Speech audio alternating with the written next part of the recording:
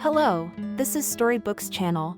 New videos are posted every day. Subscribe and click the bell. They told me that I could be the second, and that my work would soon be auctioned off for the price of a nice yacht. The woman mumbled through her tears. "You're a fool, Leo." Turning to Jacob, she began to explain.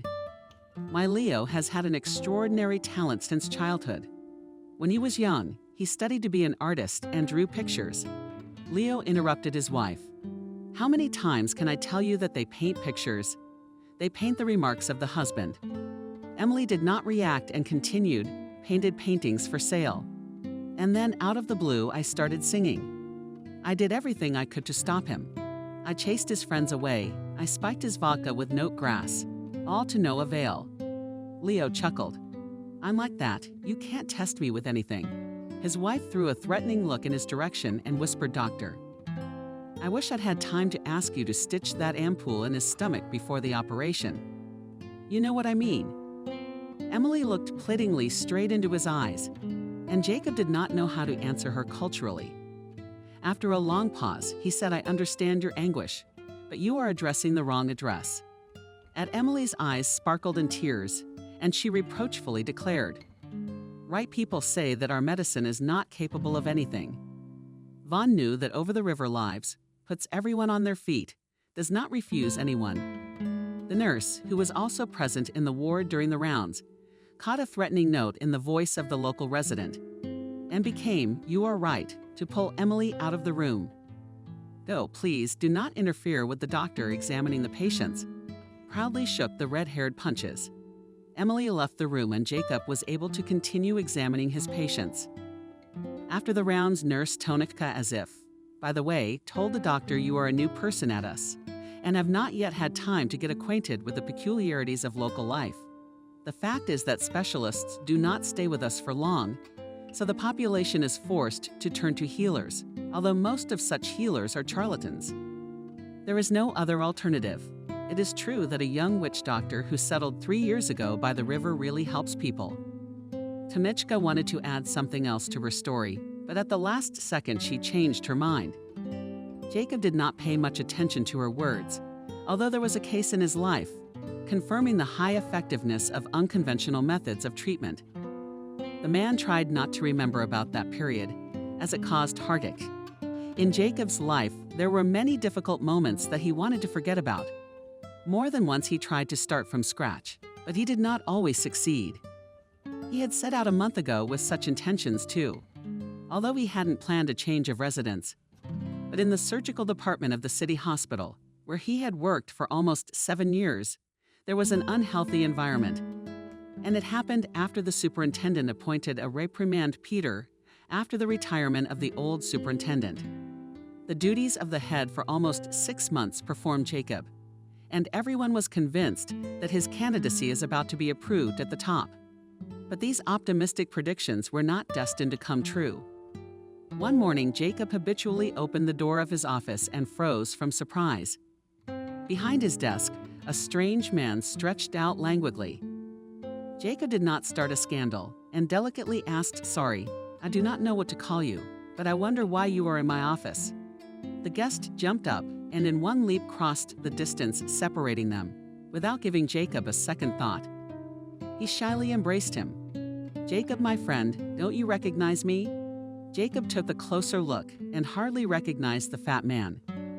If you take off the smugness of Peter's face, who in his student years was a course younger than him, already then about this guy there were ambiguous rumors that like this is the son of an official from the highest echelon, and therefore in front of him automatically open all the doors, because Jacob did not have to previously cross paths with Peter, as he was called in the eyes of acquaintances. He did not pay attention to such gossip. Jacob didn't think fate would bring him back together with this upstart. 15 years after graduation, Peter's embrace lasted longer than the time foreseen for this summer. So Jacob had to use force to free himself from his guest. He responded to Peter's ebullient greeting, quite restrained. "I'm sorry, I really didn't recognize you right away. You've changed a lot, you know." Peter immediately took offense. Every man has his faults. Although, in principle, my imposing build does not cause me much discomfort. Genetics is to blame. My appetite is fine. We're all Peter people, but I don't consider it a disadvantage. Jacob did not want to listen to the summarily speech of the visitors because he had a busy working day ahead of him. Peter, I basically don't care what your weight is, and I'm not interested in other people's personal problems. It's surgery day, and every minute counts. But I realize it's no coincidence that you're in my office this morning. I'd like to hear an explanation for this intrusion. Peter was much shorter than Jacob, and he did not succeed in looking down on his rival. He thrust up his chin and spoke defiantly to Jacob. This is not an invasion. As of today, I am acting superintendent. My nomination was approved last night. There was an awkward pause. Apparently, Peter expected his opponent to object or bemoan the loss of his position. But Jacob took the news very calmly. Thank you. Now everything is clear. Jacob quickly gathered his papers and headed for the exit. That's it, I've cleared the room. You can settle in. Peter barely shook his head, making it clear that from this day on he would decide whom to punish and whom to pardon. And indeed, with the appearance of a new head, the situation in the department has deteriorated sharply. Not only Peter had no practical experience, but he was giving out his recommendations left and right.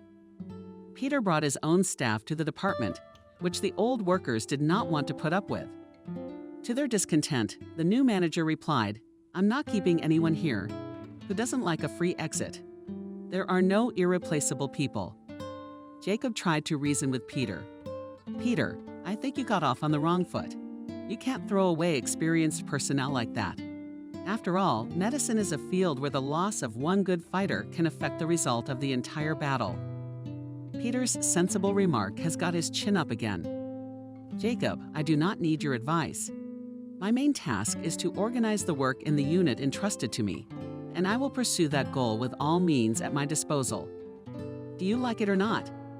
Jacob had to keep his opinions to himself. In a few months at the helm, Peter had dispersed the old staff. He encouraged snitching in every possible way and liked to organize at the meetings demonstrative floggings of the guilty. At the same time, Peter completely disregarded the rules of medical anthology. When Jacob reprimanded him, he in his characteristic manner replied, I do not care about your offenses. In my department, everyone has to work with the utmost dedication, and people worked hard. Many could not stand such a schedule and left. Only Jacob continued to believe that things could change for the better. But as the days went by, months went by, and the situation only worsened. It became completely unbearable when Peter single-handedly, without coordination with common sense, began to promote the products of his own relative, who headed a large pharmaceutical company. Since Jacob was the lead surgeon, the superintendent summoned him to her office. Jacob intuitively felt that the upcoming conversation did not bode well for him.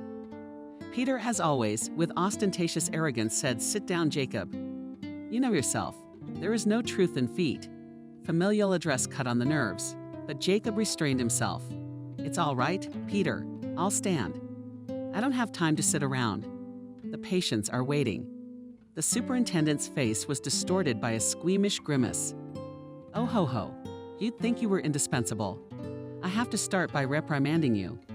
Remember once and for all, I am your boss and you are my subordinates, so address me properly. I mean by name and patronymic. The insolence of this self-loving baboon was infuriating. But Jacob emphasized, politely replied, I have exactly the same counter-proposal for you. I, like you, have an extremely negative attitude to any manifestation of panic. Peter's eyebrows went up. Even so. Well, I'll take that into consideration. Jacob, now let's get down to business. The superintendent tossed a small box across the table. This is a new breakthrough drug developed by a domestic manufacturer. Look to whom in our department it can be assigned. Jacob immediately realized where the head of the department was bending. He forcefully pushed back the package with the drug. I will not prescribe an unapproved drug. I'm ordering you. Peter's face reddened with indignation and covered with sweaty, twin sweats, but Jacob was not impressed by his anger. The surgeon firmly repeated, I will not prescribe to the sick, untested remedies. And if you insist, Peter, I will appeal to the federal ministry. You don't think you alone have an omnipotent hand. After this altercation, the relationship between the chief and the lead surgeon soured completely. Peter, with the help of his snitches, watched the surgeon's every move. And when Jacob made an inexcusable mistake, refusing one patient in hospitalization, the head of the case blown up. Jacob was summoned to the regional department. They read out the entire form. He received a reprimand with a note and was deprived of a bonus for 6 months. Endless battles with the superintendent swamped Jacob. He felt on the verge of a breakdown and decided to have a man-to-man talk with Peter. Peter listened to him, and then with the same ostentatious superiority, said to Jacob, "Maybe I'll forgive you, if you ask me nicely." "Good. How's that?" Jacob expected the chief to start pushing that dubious drug on him again. But Peter came up with a more elegant punishment. When you need something badly, it's not a bad thing to get down on your knees. Jacob laughed outright. "Peter, you should definitely consult a psychiatrist. You're overcome with unhealthy fantasies." That same day, he wrote a letter of resignation. One of the best surgeons in the city had been out of work for a month.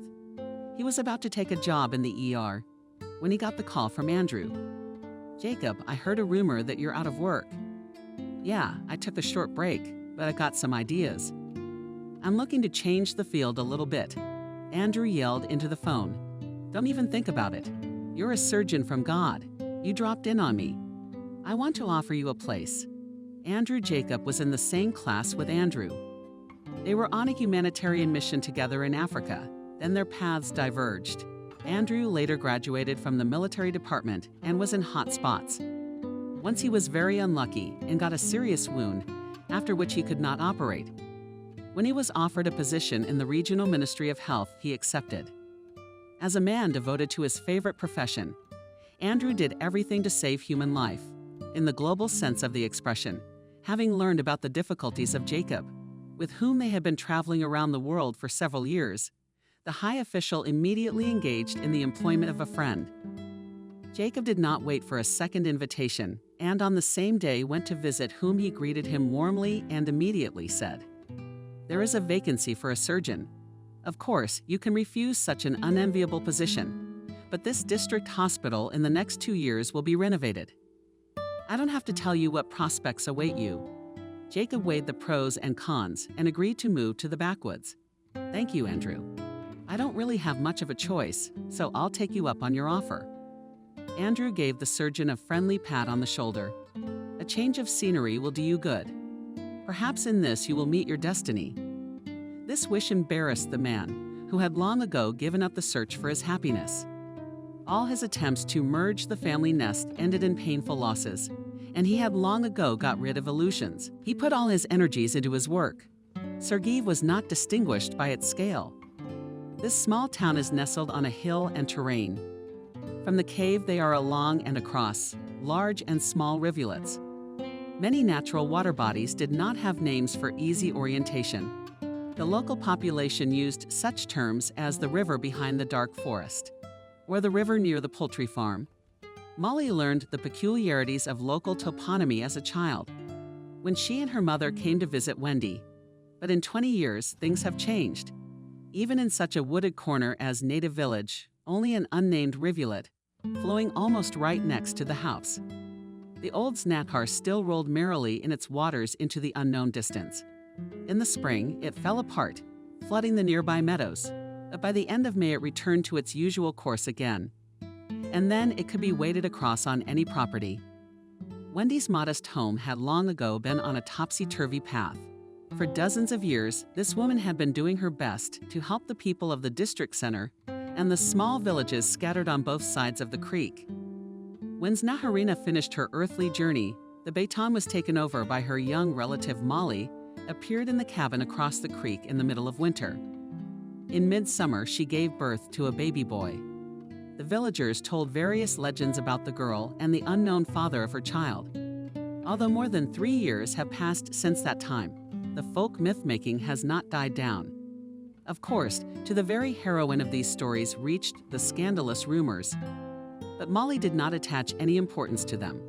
When especially curious comrades pestered the girl with questions, She smilingly answered all sorts of in their own sophisticated.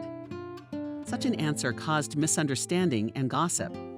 And try to find out whether you do not care what people say about the forest with the same childish smile answered let them talk. That's what language is given to man to speak. A smart person would think before believing such stories. They are clever. Everything is forgivable for such people. Such statements of the young Snakkar caused bewilderment. A girl of 25, no more than 25, and she talks as if she had a whole life behind her. However, those who expressed such an opinion was not far from the truth, because in her short life, this girl had time to learn and the bitterness of the loss of a loved one and betrayal of a friend. But she did not break and continued to believe in people. A new day was just dawning brightly in the east, and Molly was already on her feet. She had set out a plan of work from the evening, and now began to fulfill the first item of breakfast. If someone had told her 5 years ago that she would be counting minutes and seconds, Molly would not have believed such nonsense. The boy mumbled something in his sleep, and the young woman rushed to her son's crib. But the alarm was false, and she tiptoed into the miniature kitchen and began cooking. Although Molly had little culinary experience, she was pressured by her mother. "Daughter, remember once and for all, you can only cook food when you're in a good mood. If the hostess is angry or dissatisfied, it will definitely affect the taste of the food." Mom left this world more than 5 years ago, but her invisible presence Molly felt almost constantly. In the most difficult moments of life, she mentally turned to the only native person, and the image of her mother immediately appeared in front of her eyes. Today, also a deceased parent. Early in the morning, she visited her daughter. She was smiling as always, but the words spoken to her made the girl shudder. "Molly, don't trust those who make sweet promises. Be careful and take care of your son." The young woman pondered over this message from another world. While she was preparing breakfast for herself and her little son, she knew very well that the meaning of these words would be revealed later. It had happened more than once, but the girl never ceased to be amazed at the strange connection with the deceased, the mother, and the surprising truthfulness of her predictions. When it happened for the first time, she thought that on the background of wild stress, she was slowly going crazy to prevent unwanted consequences. Molly recounted verbatim to Wendy the conversations with the calm mother. But the old woman only grinned. "Don't be afraid. It's fate sending you signs through the image of her mother. Such messages should not be ignored." Molly didn't believe the old woman, who was also a very distant relative. "Grandma Wendy, it's all bullshit. I don't believe in all sorts of otherworldly forces and evil doom." Wendy looked at her so that it was her looks. Everything inside went cold. "You don't believe and you laugh in vain. It won't be long before you realize what you've been given this gift for, will you?" Molly laughed again. "Grandmother, do you consider the voices that trouble me a gift?" "Of course I do. After all, everything you hear comes true later. Almost everything. But it seems like pure coincidence to me. Remember, idiot, nothing in this world happens by chance. Everything has a meaning, but not everyone understands it." Grandma Wendy often said strange things. Many people were afraid of her, but they still went to her for help. Molly looked at the picture of Grandma Faith in the antique frame and sighed, and "Mommy left me. And you, Grandma, left without forgiving 6 too. But thank you for not forgetting, visiting nonetheless. I get only good signs from you, and I try to do good myself." Molly did not have time to finish this pleasant thought, because someone insistently knocked on the window, who came so early. The woman rushed to the door, but did not immediately manage with the shield. The knock was repeated to the landlady. She had to ask the early visitor, "Don't bang so loudly. You'll wake up the baby." The request was heard, and the knocking stopped. The young Snakkar opened the door with difficulty and squeezed into the narrow space.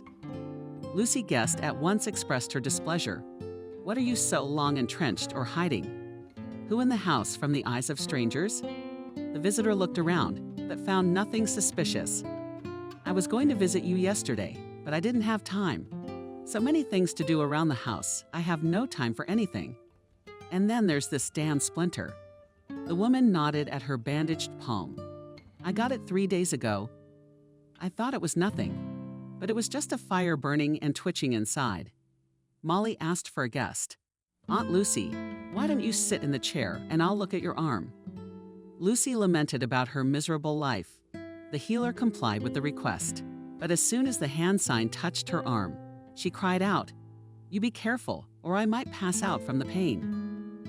I've had that happen to me before when I pulled a tooth. It took half an hour to pump me out. "Aunt Lucy, but I can't treat you if I can't see the wound." "I'm telling you it's a splinter. There's no wound. I'll unwrap the bandage myself." Kukushkin began to remove the bandage, and Molly did not hold back her exclamation when she saw the woman's palms swollen across the wall into her neck. "Aunt Lucy here, already herbs and lotions cannot help. You need to run to a surgeon immediately, or you may lose a limb." The visitor waved her inflamed palm. "What kind of healer are you if you send me to a doctor? I don't take on anything I'm not sure of. In this case, I doubt conservative methods will help you." Lucy swung his sore arm again. "Look, don't act so smart. You've got all these words and you expect me to believe you. You don't know anything, you're only good at twirling your tail. You can't do anything but twirl your tail around and take advantage of other people's fiancés." Molly knew about the character of this woman, but did not think that Aunt Lucy would allow herself such a prank in someone else's house. Trying to keep calm, she asked the guest, "Why did you come to me, for help or to humiliate? And please don't yell. I have a small child." But these requests could not stop Lucy. She began to denounce the witch doctor for all her sins. "Who are you to make a remark to me? In the old days, people like you were burned at the stake, and rightly so. Don't mess with the people, you charlatan." And the stranger's indignant cries of the visitors were interrupted by a child's crying. Little Zach jumped out in his pajamas and barefoot. He fought with fear and cried, "Mommy, I'm afraid this Aunt Witch will chase her away instead of apologizing and leaving the stranger's house." Lucy attacked the baby. "It wasn't me. Apparently, boy, it's your mama. Let her tell you who she took you from. You can tell who your daddy is without her confession. Sam Jones, the naked eye can detect further mayhem in your home." Molly couldn't stand it. She went at the visitors with determination, although she was much larger than her in stature. "Aunt Lucy, leave nicely, or I'll have to use force." Lucy backed down, but she didn't give up. "We'll see who's who. I'll tell the police. Let him find out what kind of bird you are and what right you have to occupy this house. And I'll inform your superiors. Who are you really? And they'll broom you out of the poultry farm. You'll be sorry you ever messed with me." Before slamming the door, Molly, as calmly as possible, said, "Aunt Lucy, you go to the hospital right now. I hear there's a new surgeon there. They say he's very experienced." Instead of thanking her for the sound advice, Lucy launched a stone to slam all the doors shut. Then she muttered curses and headed out. Zach sobbed some more. Molly did her best to calm the baby. She pressed her son to her breast and whispered, "Don't be afraid. Sonny, we are with you. I won't give you to anyone." The mother's caress had a calming effect, and Zach became quiet. Molly continued to rock the baby in her arms, remembering how her mother always found the right words when children's troubles happened to her. Tears did not flow from her eyes. And the young woman silently whispered, "Mommy, how bad it is that you are not with me. We are all alone in this world." In her short life, Molly had experienced loneliness in all its forms. Her first conscious thoughts were related to this unpleasant feeling. But at an early age, she didn't understand why her daddy didn't want to play with her. When her mother was at work, at any request of the girl, the head of the Edwards family rudely replied, "I have no time to entertain you. You have plenty of toys. Go to your room." If Molly did not obey her father's orders, he would push her out the door. When William was particularly angry, he could miscalculate his strength, and his rough touches left bruises on the girl's arms.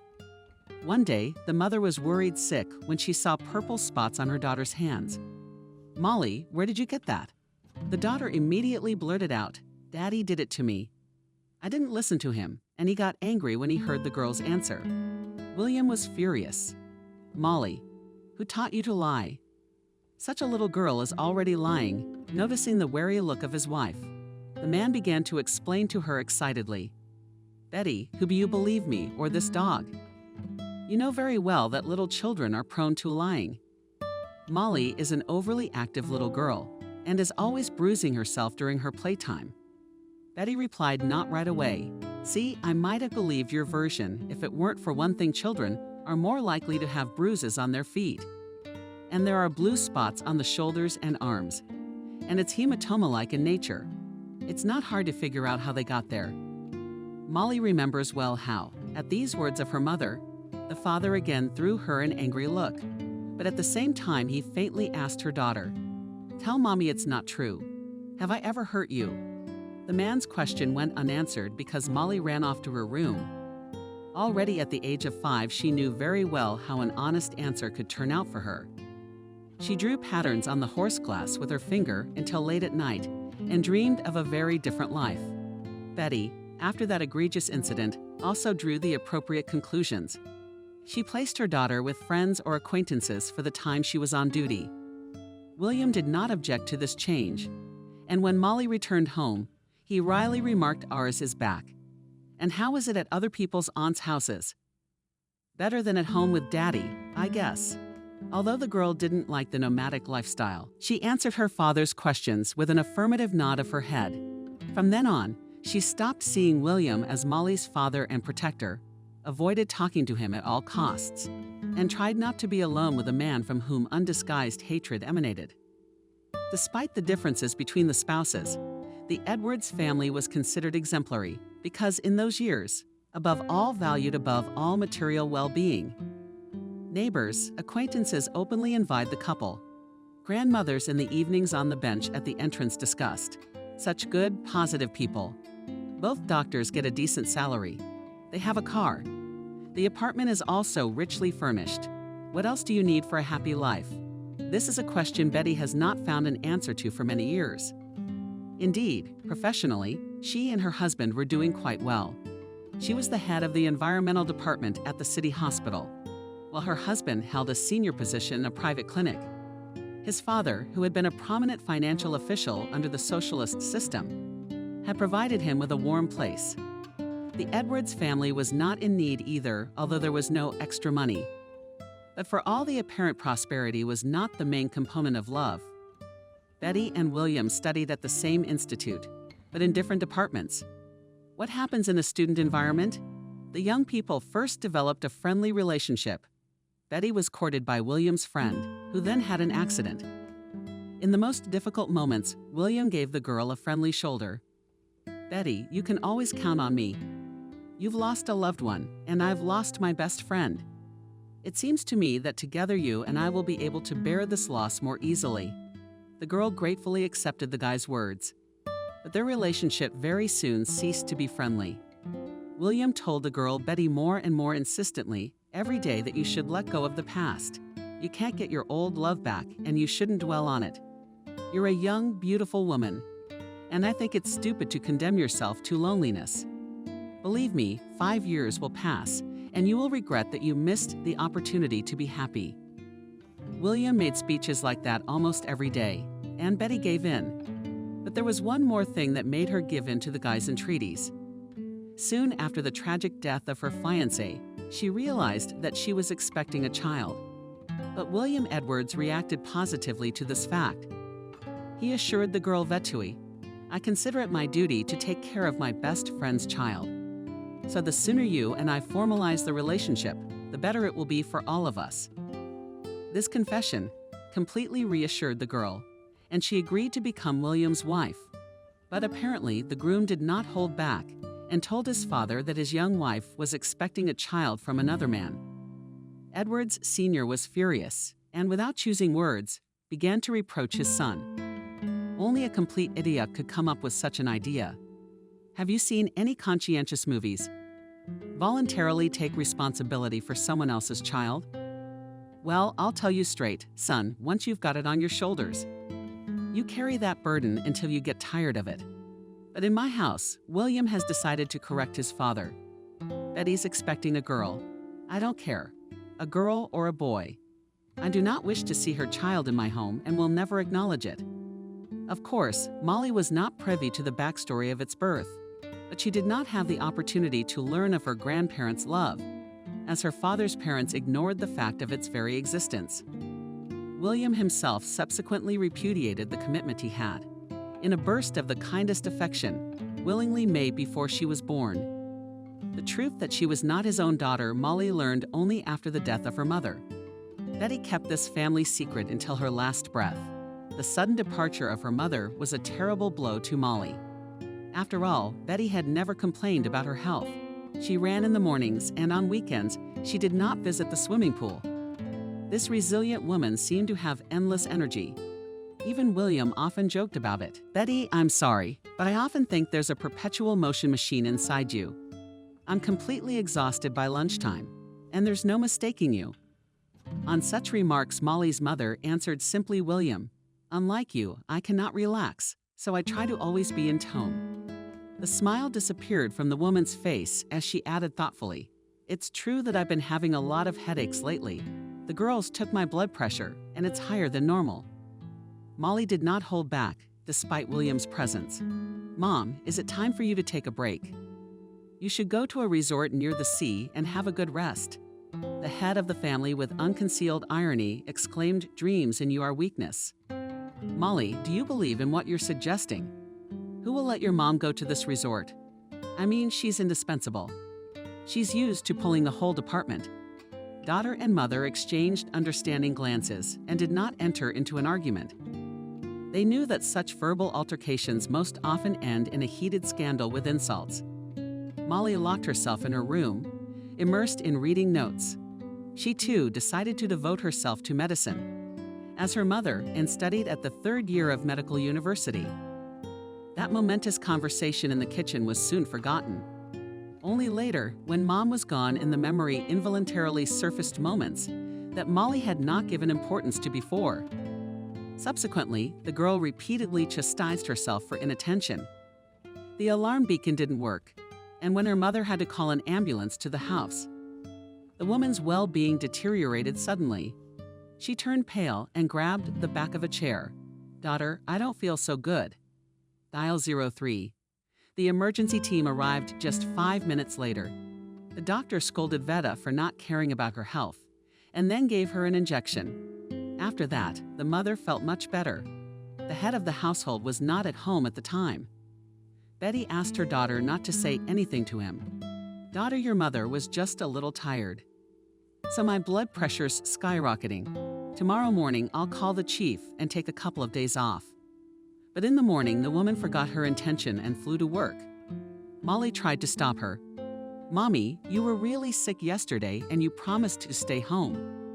Betty looked at her watch and answered on the run, "Daughter, let's talk about it later. I'm feeling pretty well today. Wednesday is my surgery day, so I can't just take a vacation. You're a medical student, so you should know that your duty to your patients is more important than a minor ailment." Molly was at a lecture when the cell phone in her jacket pocket. Seeing an unfamiliar number, she felt very anxious and asked to get off. An unfamiliar female voice and dryly informed Molly, "Betty, I've gotten sick after surgery. She's in intensive care now. She's having a stroke. But don't worry. Our doctors will do everything they can." Without hearing the optimistic message, Molly, the head nurse of the environmental unit, ran to the hospital. She spent 3 days in front of the ICU doors, believing in the medic's prognosis. But despite the efforts of the best specialists, Betty passed away without regaining consciousness. She was only 43 years old. Everything that followed was a blur. On the day of her mother's funeral, it was raining heavily, so the ceremony was held in a crumpled manner without any heartwarming speeches. After the cemetery, everyone went to the restaurant, where William decided to organize a wake. Molly refused to take part in this obligatory meal, which caused the anger of her father. And then she decided to stand out. "Think what people will say if you don't show up at the wake." The girl replied in a colorless voice, "I can't get my mom back anyway. I can't eat and drink and watch others fill their wombs. You see, I can't." William swore profanely, then said he didn't want to tell you on a day like this, but you asked for it. "I'm sick of your antics, and I'm not going to put up with them from now on. Mother's gone. You can't count on me." The meaning of these parental words came to the girl later, when she discovered that the refrigerator was completely empty. When her father came home, she told him that they had nothing left but pasta. William looked at her as if he was seeing her for the first time. "Did you forget? I warned you that it's every man for himself now. How old are you? Is that right? Soon to be 20. Mature enough to earn your own food." Molly was stunned by her father's words. "Dad, I have to get my diploma. Go ahead. I don't forbid you, but I don't intend to support you." The man hesitated for a few seconds, and then, looking directly at the girl, in the eyes said, "Mother did not tell you. I didn't want to spoil family relations. The thing is, I'm not your father in the sense of biological connection. Your mom got pregnant by another man who left her. I married her out of pity. It was the second blow that completely broke the young girl. All night she cried at the window, no longer hoping for help. The next morning, Molly did not go to the university because she had to look for a livelihood. She spent several days looking for a suitable job, but found nothing. All the following days were like a terrible dream. Molly woke up in the morning and went to the kitchen to prepare some food from the leftovers, but she quickly ran out of pasta and cereals. There was nothing to satisfy her hunger. This black day just coincided with the day after the funeral of her mother, because she had no one to consult with. The girl went to the cemetery, where she spent the whole day until the evening. She went home only after an old woman who passed by shook her head in sadness. "Grandfather by evening and go home. The deceased don't like to be disturbed at a time like this." Molly thanked the woman and left the cemetery. But another shock awaited her at home. As soon as she opened the apartment door, she saw a strange woman in the hallway wearing her mom's slippers on her feet. Molly's eyes went black, and she screamed, "Get out of here. Don't you dare touch my mom's things." The woman was frightened. From the kitchen came William's voice. "Molly, calm down. I warned you the other day that things would be different in this apartment now. In fact, although you are registered here, you have no rights to this apartment because you are not a blood relative." A man appeared in the hallway with a frying pan in his hands. "But I'm not chasing you away yet. Though things may change if you show your true self." Molly immediately arose. Edwards continued, "And now we can move on to introductions. This is Vanessa, my colleague. Please love and welcome. Dinner is almost ready. I hope you haven't forgotten that today is the 9th day. I haven't forgotten. I was at the cemetery." Molly wanted to refuse dinner, but hunger took over and she went to the kitchen.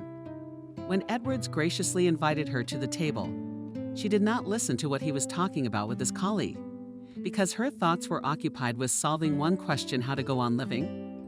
After the final dinner, William went to see Vanessa off. Molly went to her room, the worries of the last days and her nervous system, and the girl felt incredibly tired. She did not notice how she fell into a heavy, restless sleep. It was then that she had her first dream.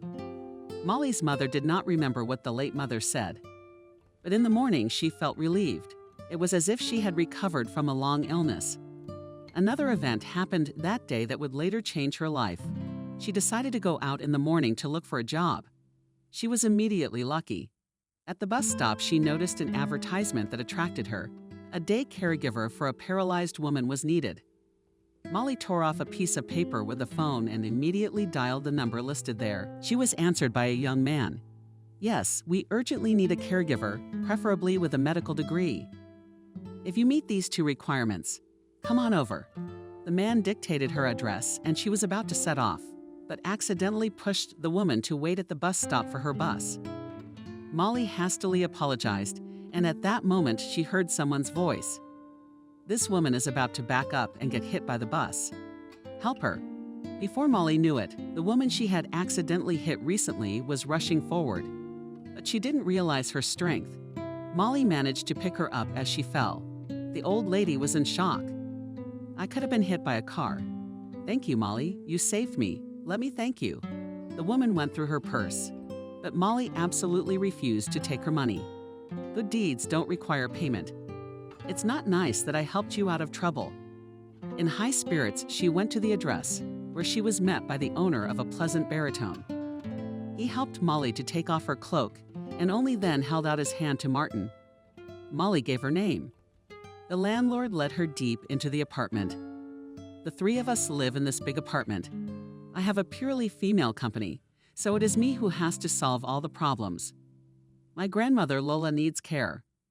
My mother and I not so long ago took her from the village because there she was alone. But apparently, the change of residence did not go in favor of my grandmother. She decided to put us in order, but forgot about her age. As a result of a fall from a stepladder, she suffered a concussion. I don't know much about medicine, but after that injury, Grandma's legs gave out. Her hands are fine, and her speech is almost completely recovered, but she can't walk. Molly assured the young man I can handle it, although I do not have a diploma yet, but with the duties of a caregiver will not be a problem. I'm in my 3rd year of college, but at the moment I have a difficult life situation, so I had to leave the university for the time being. Martin listened attentively to the girl and suggested that Molly explain the reasons for your difficult situation. You don't have to, especially if you find it difficult to talk about it. Martin smiled and pointed to the door in front of which they had stopped. In this room is your future patient. Come in. Moore is looking forward to seeing his assistant. She's very sociable. Lola greeted Molly with a charming smile. What a cute little girl. I promise I won't be cranky and will do everything you tell me to do. My first day as a caregiver flew by. Martin's grandmother was not at all shy of the new person. She was happy to share her memories with Molly and generally acted as if she had known her for a long time. When Molly returned home, she remembered the day's incident at the bus stop and whispered in horror, "How did I not realize it was Mom's voice? Am I really going crazy?" Fear crept into Molly's heart, and she even thought about going to a specialist about the strange voices. But then she changed her mind. Basically, I don't mind the voices. And if I go to a psychiatrist, I may be placed in a closed institution. It's probably just a temporary disorder, and it appeared against the background of severe stress. The most important thing now is to be able to earn a living.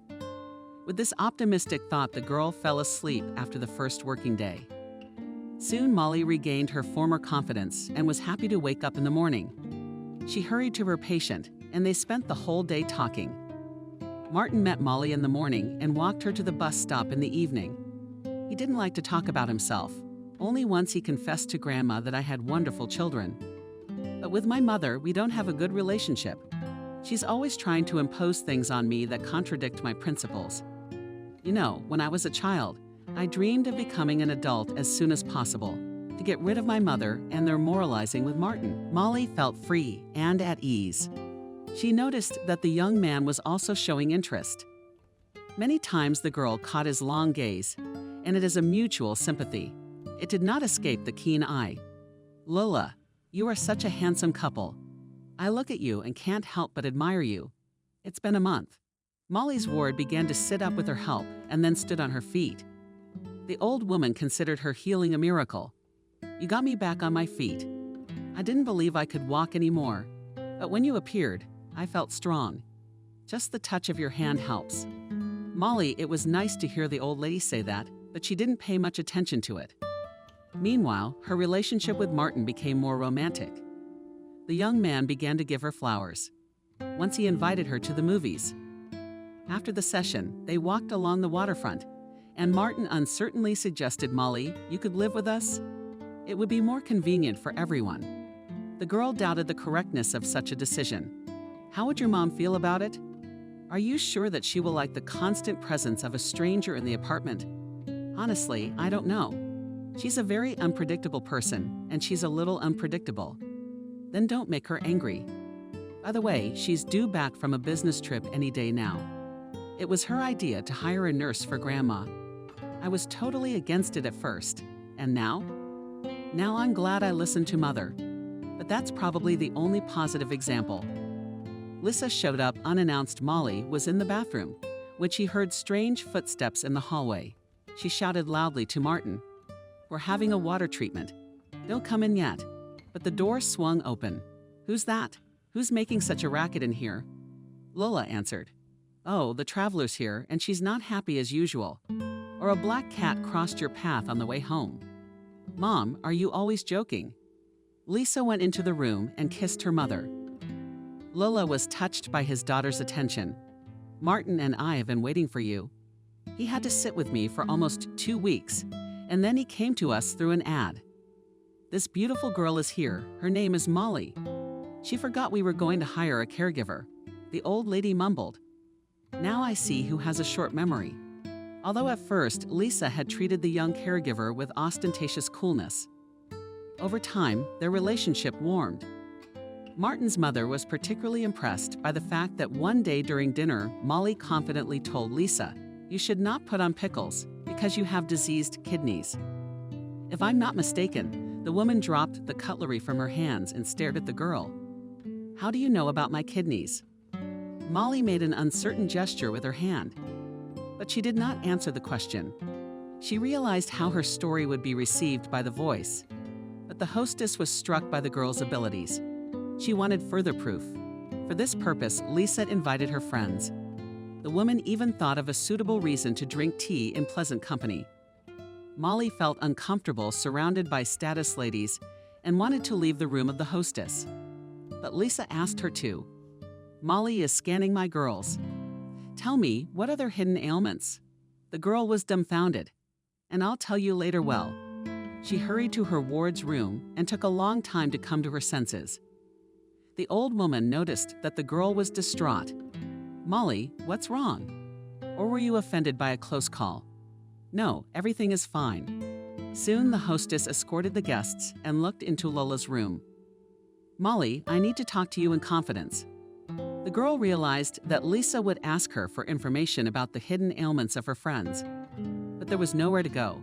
So she told her that one woman had no health problems, just a little nervous. Second, in Molly's opinion, you should get a checkup right away. There's something wrong with her heart. There may be a congenital defect that hasn't been detected yet. It's been a few days. I meet Molly in the hallway in the morning, and the landlady mumbles, "Yes, your prognosis has been confirmed. There is indeed a hidden defect. That's just amazing. Tell me, how do you manage to see what doctors can't see?" The girl didn't know what to answer and only shrugged her shoulders. Martin's mother continued to express admiration for the girl's talent. "You can make money on it. Such practices are in trend today. Thank you, Lisa, for your advice. But my plans do not include shamanism." The hostess shook her lips unhappily. "Don't be so sure. Maiden, don't you know what lies ahead? It is possible that your abilities will help you survive one day." Surprisingly, the woman's words proved prophetic. One day, Molly came home, but could not open the door of her apartment because the key did not want to enter the keyhole. The girl threw with irritation. "What nonsense," and squeezed the bell button with force. The door was opened by an old acquaintance, Vanessa. She also wrinkled her nose. "It's you, Molly. We decided to change the lock. There's a lot of shady people hanging around the entryway." The girl tried to mentally calm herself down, although inside the volcano was rolling without saying a word. She went to her room, but it was a shambles. Molly shouted, "What is this?" Edwards appeared from the bathroom. He wore his robe open, but he wasn't even embarrassed to see his stepdaughter. "Our gypsy has arrived." "What are we yelling?" Molly said. "My room. Why is it such a mess? And why did you change the lock?" William was pleased with the result of his actions, because he managed to break the resistance of this stubborn girl. He'd shown her who was boss in this apartment. Now it remains to enjoy his victory. The man gritted his teeth. "This is no longer your room. My wife Vanessa will now be in charge of this apartment." Molly felt her breath catching. She said in a low voice, "Daddy, how are you? After all, it's only been 3 months since Mom died." Edwards laughed in her face. "I don't care about convention, and don't call me Dad. I hope you're not so dumb that you don't realize you have nothing more to do in this apartment." Vanessa shifted her gaze fearfully from Molly to William. Her well-groomed face was contorted in a grimace of fear. At the peak of passion, Molly again heard her mother's voice, which predicted the impostor's doom. In a ringing voice, she said, "You rejoice too soon. Mr. Edwards, it is written on your fate to be an eternal widower and your days. You'll end up in an asylum for the mentally ill. Get out of here, witch." William clenched his fists and moved on the girl, but Molly managed to get Yurka out through the open door. About an hour she wandered around the city and only then decided to call Magtip. The young man listened to her and firmly said, "Do not even think. Come to us." There was nowhere to go, and Molly accepted the young man's offer. She did not refuse Magtipu when he made her a marriage proposal. Soon the young people signed and life began to improve little by little. But despite her unique abilities, the girl did not know that the most difficult tests were ahead of her. Zach was cranky in the morning, so Molly was worried about the state of health of her son. Over these few years, she had learned not only to identify diseases almost without error, but also to select the most effective ways of healing. The young woman stretched out her hands and to the mother of little fancies, "Show me where you have a pain." The boy touched his forehead and hummed. Molly touched her lips to the baby's head. "Oh, I think we've forgiven it all a little bit because Zach doesn't listen to Mommy. When it's cold outside, you have to wear a hat. Don't you like hats? That's okay. Now Mommy will give you milk with honey and the cold will run away." The little boy asked in surprise. "It will run away and hide, like that aunt who came to see us yesterday." "Son, are you confused? No one came to our house yesterday." The boy was stubbornly insistent. "My aunt came, and I saw her from the window. She was hiding over there." The boy pointed to the barn. "I wanted to tell her it was wrong to peek, but I couldn't, because she ran away." Molly pulled her son close to her and smacked his hot forehead again. "You imagined all this because you're sick. Don't worry, we won't let anyone in with you." The boy echoed, "We won't let anyone in." The young mother went to the kitchen to prepare a warm drink for the child. But at that moment, a shadow flashed outside the window, and Zach shrieked, "Mommy, she's here again." Molly jumped outside and looked around. She clearly felt the presence of a stranger. Grabbing a pitchfork in her hands, the woman went to the barn. "Who's hiding in there? You better come out, or I might hurt unintentionally." For persuasiveness, Molly shook the pitchfork from the yellowed thickets and weeds. A woman's voice was heard. First, a woman's head emerged from the grass. Then the observant fully marked out in space. Molly exclaimed, "Julia Jones. What are you doing here, and why are you hiding in my yard?" The young woman began to grow diligently. "Tied up the ringleaders. It's the elderly blades of grass wanted to see the witch doctor." Jacob led the space of the yard perplexed look. "And what's so interesting?" Uninvited guests desperately waved her hand. "I'm not interested in your houses. I wanted to look at the boy. Does he really look like my Sam?" "What are you talking about?" Molly realized that Lucy had spread the gossip around the village. She wasn't going to justify herself to that poor woman. A husband who never missed a woman's skirt. Jones continued to rub it in, and the witch doctor looked at her piercingly, minting every word. "My son has a father and your Sam has nothing to do with his birth." Julia tried to object, but he came to see you several times. "How did you just move in with the woman of faith?" "That's right, but I'm not the one who treated your husband." "How can you blindly believe rumors like that? You're an educated woman and it's not hard to calculate. When I moved here and when I had Zach, it didn't prove anything." Now doctors are nursing premature babies, Molly impatiently interrupted Julia. "My son was born overweight, so all your suspicions are unfounded." Chasing Lucy and other gossip. "Okay, Julia, I don't have time for this." But Jones wasn't going to leave. "Show me your boy, I want to make sure." This demand angered the young mother. "This isn't a circus or a museum to show off. My child is sick, and I'm not going to disturb him. Go home, Julia. Don't make me go to extreme measures." Jones reluctantly headed for the entrance. She turned around several times before leaving the stranger's yard. Molly noticed the woman's bloodless lips moving. She thought regretfully, "It must be clinging to me. And why are people willing to believe any word spoken? Why won't they trust the voice of reason?" After the bread drink, Zach felt better and fell asleep. Molly sat beside the crib, her son immersed in his thoughts. "My little boy, how like your father are you? But I don't want you to turn out to be a scoundrel like him." Molly's marital bliss lasted only 2 months. After their modest wedding with Martin unexpectedly died Lola, and her husband's mother drastically changed her attitude to the young daughter-in-law Lisa. She didn't hesitate to air her grievances with the girl. "It's your fault. Did not save my mommy from death. left a soothsayer. You're a liar, not a healer. The woman usually made such accusations when Martin wasn't at home. She was afraid of her son's reaction and tried to keep her emotions in check. But everything changed after Martin went on a long business trip. Before he left, he reassured his young wife, Molly. I'll be gone for a month or two. Our company is opening a branch in the Sverdlovsk region, and my team will have to provide the technical part. But we have all experienced specialists who are real pros, so we'll manage. In a minimum of time, the young woman had a bad feeling and asked her husband, Martin, "Can't you stay? My heart is troubled." He hugged her affectionately. Don't fill your head with bad thoughts. We'll be fine, and you can call me anytime. I will. I'll take you at your word. I'll bore you with my calls every day. The very next day, she dialed her husband's number, but he didn't answer. For a whole week, the young woman tried to contact Martin, but heard only the soulless voice of the answering machine. Call her out. Call back later. Then she was told that such a number did not exist at all. She could only hope that Martin would call her himself.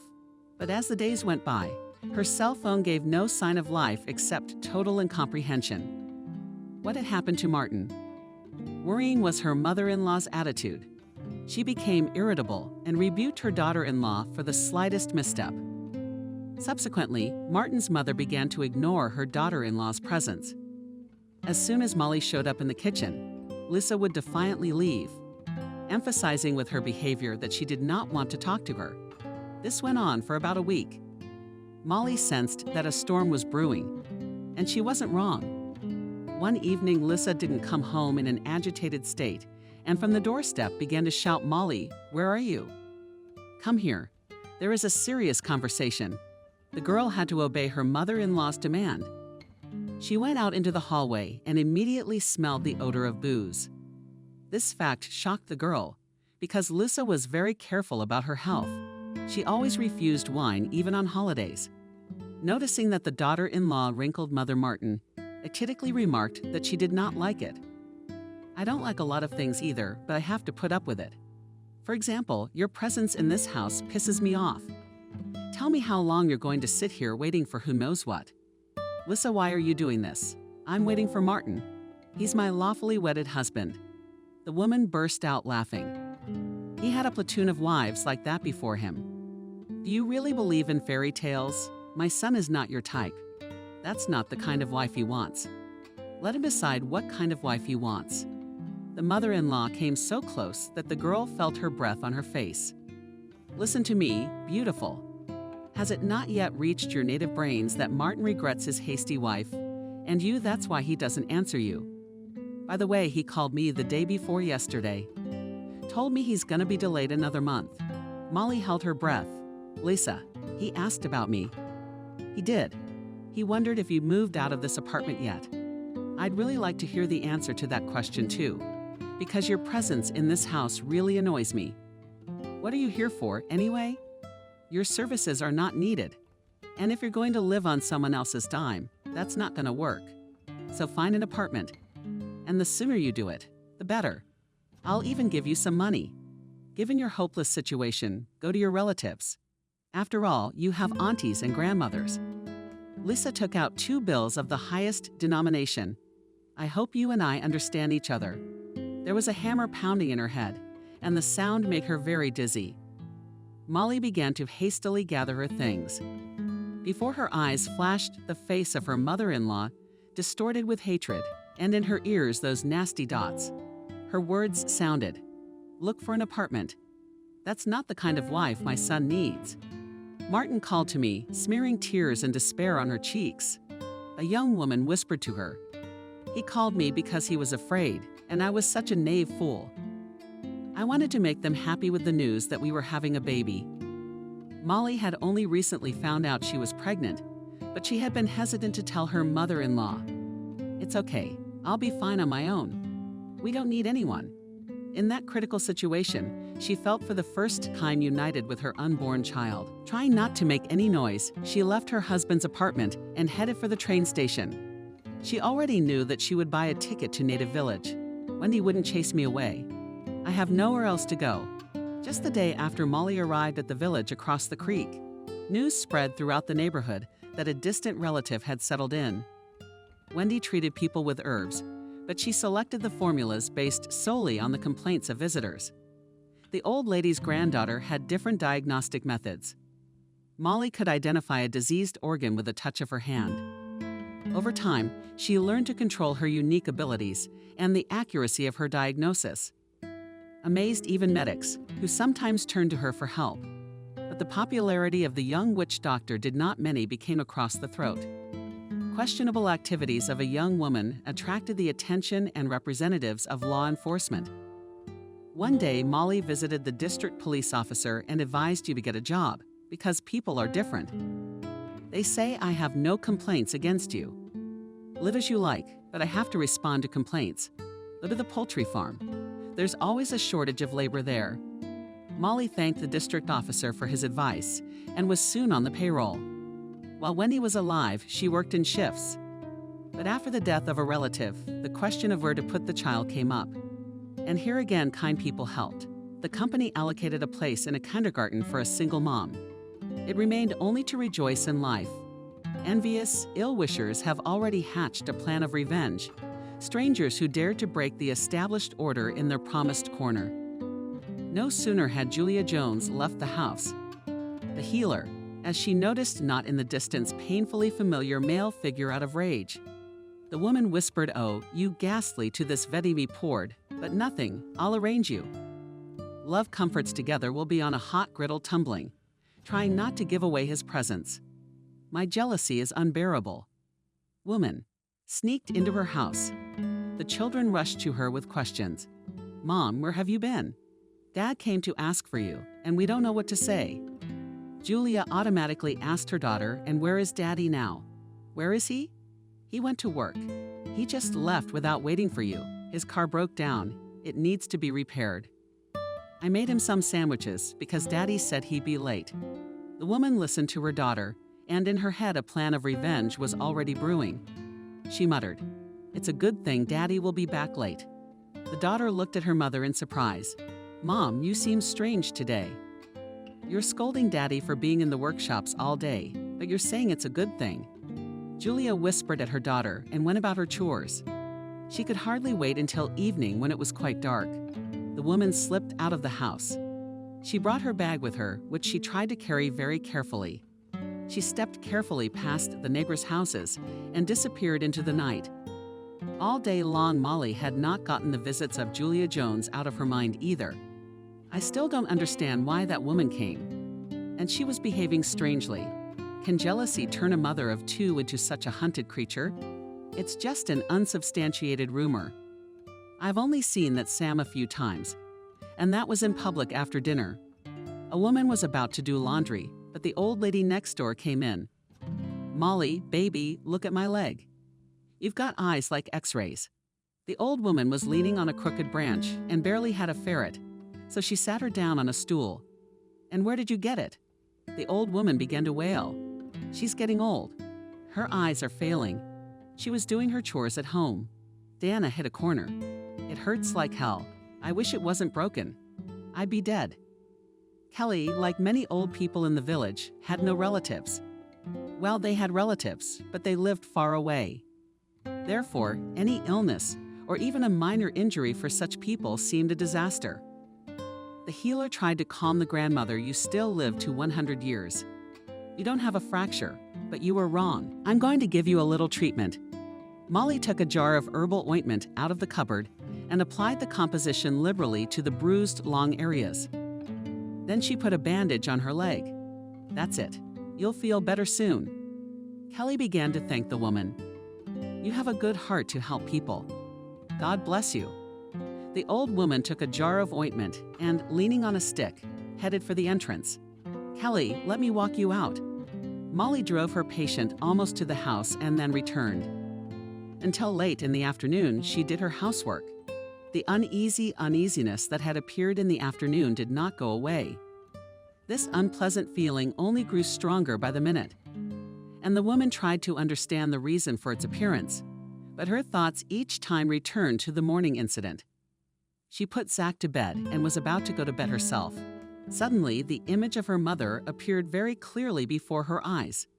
Don't sleep, daughter. You can't sleep. Molly ran her hands over her face, as if trying to remove the obsession, but it didn't help. Then the woman went to the window. She wanted to open the window a little to let in some fresh air, but at that moment, a column of flame erupted from the side. Not yet realizing what had happened, the young woman rushed to the crib. She managed to jump out into the street when Baba Faith's flimsy house was completely engulfed in flames. Zach cradled her mother's skinny body. "Mommy, I'm scared." "Don't be afraid, son, I'm with you." Instead of fire people ran away, but mostly it was old people who couldn't help. When the firemen arrived, the home village was just a smoking ruin. Molly stood at a loss, not knowing what to do. Elderly Gawkers had already managed to scatter to their homes, and no one cared about the young mother with a baby in her arms. She tucked her son into the blanket and wandered off to meet the dispersing. News had dawned. Jacob disliked night duty to the point of toothache, but he disliked middle-of-the-night calls even more. This night, he wasn't destined to enjoy pleasant visions either. Because in the morning, the phone was ringing off the hook.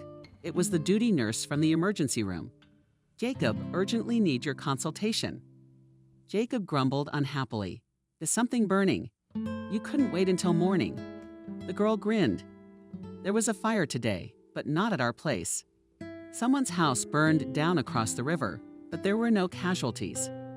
"Who'd want to come in the middle of the night?" "A woman from around here. It's a bad situation with her arm." "All right, I'll be right there.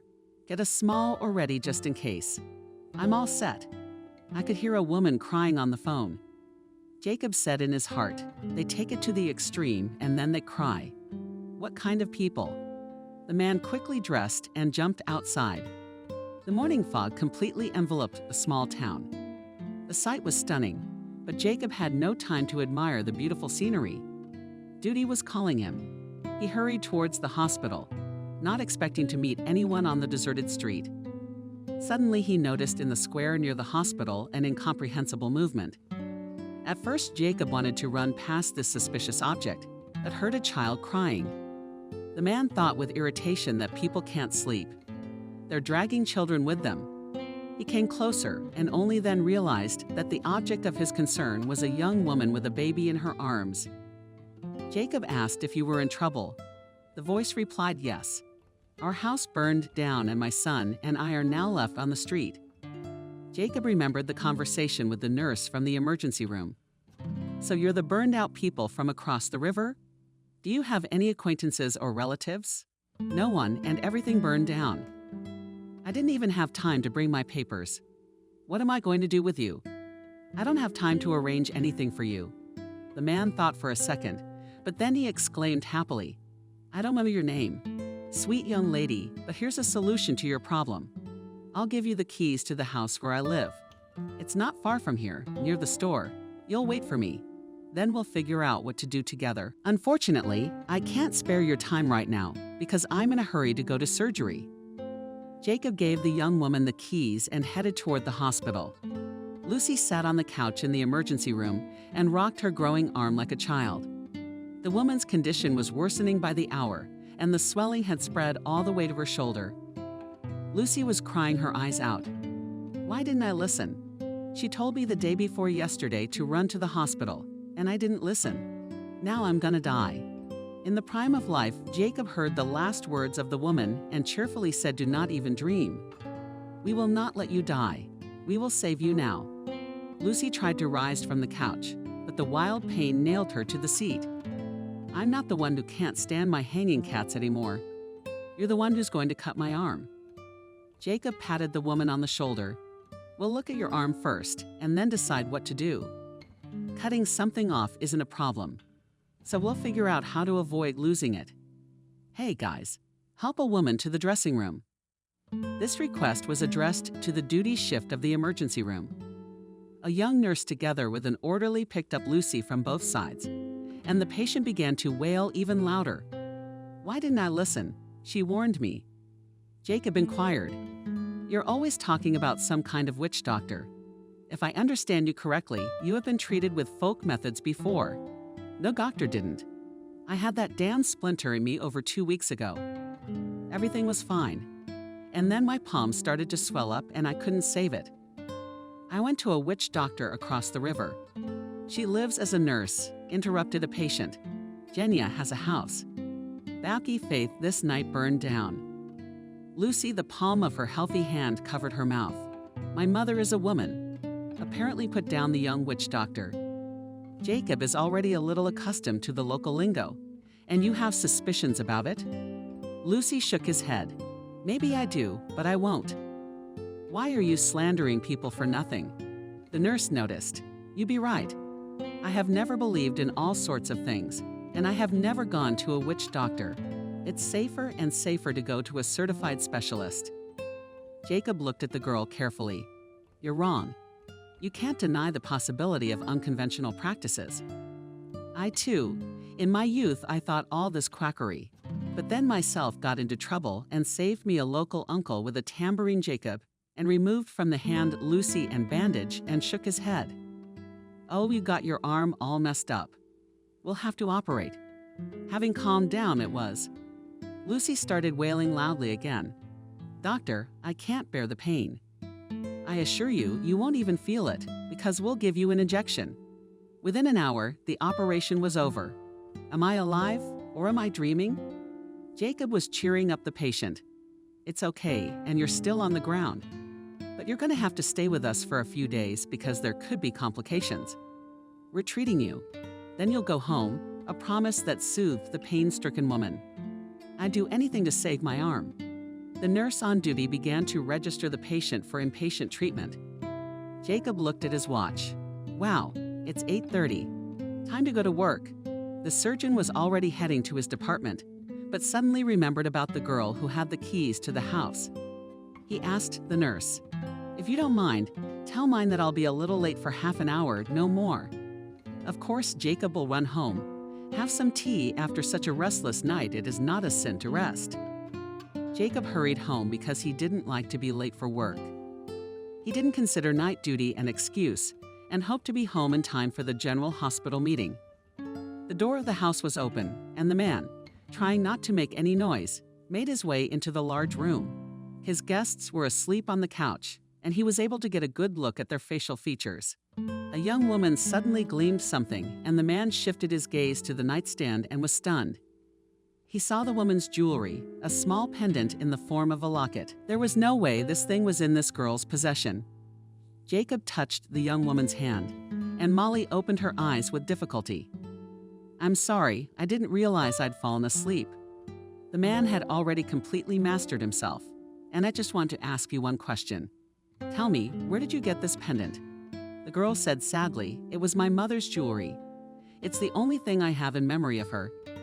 Jacob felt his mouth dry with excitement in his voice. He asked your mom's name by chance, Betty. The girl fluttered her eyelashes in surprise. Yes, Edward's Betty. He couldn't hold back his emotions any longer. Edwards. So it was you. So she tricked me then. But why? Molly looked fearfully at the man, who had his arms wrapped around his head in despair. She did not understand anything, but was afraid to question this man. Terrible fear for herself and her son again. Sticky paws touched her heart. Perhaps we better leave. Molly began to wake her son. Zach, wake up, sweetheart. Jacob sank down on the couch without strength. Don't you have to leave? My daughter, stay here. This is your home now. I have so much to tell you, but I have to get my thoughts together. Jacob had completely forgotten his duty as a doctor.